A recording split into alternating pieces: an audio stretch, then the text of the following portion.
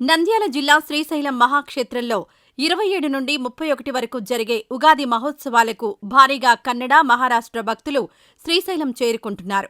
ఈ నేపథ్యంలో భక్తులందరూ సంతృప్తికరంగా శ్రీ స్వామి అమ్మవార్లను దర్శించుకునేందుకు వీలుగా దేవస్థానం ఈవో శ్రీనివాసరావు దర్శన ఏర్పాట్లు చేశారు. కన్నడ భక్తుల రద్దీతో వేకువజామున ఆలయ ద్వారాలు తెరిచి ప్రాతకాల పూజలు అనంతరం వేకువజామున 4:30 నుండే కన్నడ భక్తులను దర్శనాలకు అనుమతిస్తున్నారు. 3 క్యూలైన్ల ద్వారా భక్తులకు దర్శనాలు కల్పిస్తూ ఉచిత దర్శనం, శీఘ్ర, అతిశీఘ్ర దర్శనం, 500 దర్శన క్యూలైన్ల ద్వారా భక్తులకు దర్శన ఏర్పాట్లు చేశారు. కన్నడ భక్తులందరికీ సౌకర్యవంతమైన దర్శనం త్వరితగతిన చేసుకునేందుకు దేవస్థానం అన్ని ఏర్పాట్లు చేసింది.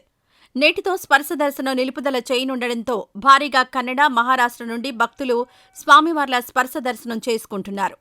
500 రూపాయల స్పర్శ దర్శనానికి 4 గంటల సమయం, ఉచిత దర్శనానికి 6 గంటల సమయం పడుతుంది. కన్నడ భక్తులకు ఎలాంటి అసౌకర్యం కలగకుండా ఆయా సదుపాయాలను కల్పించేందుకై దేవస్థానం సిబ్బందికి ప్రత్యేక విధులు కేటాయించింది. అలానే క్యూ కాంప్లెక్స్లో వేచి ఉండే కన్నడ భక్తులకు నిరంతరం అల్పాహారం, బిస్కెట్లు, మంచినీరు, మజ్జిగ అందజేస్తామని ఈవో శ్రీనివాసరావు తెలిపారు.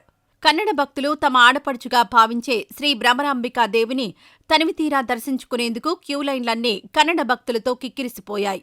అలానే భక్తుల రద్దీని దృష్టిలో ఉంచుకుని అవసరమైన సంఖ్యలో లడ్డూ ప్రసాదాలు సిద్ధం చేశామని ఆలయ ఈవో శ్రీనివాసరావు తెలిపారు.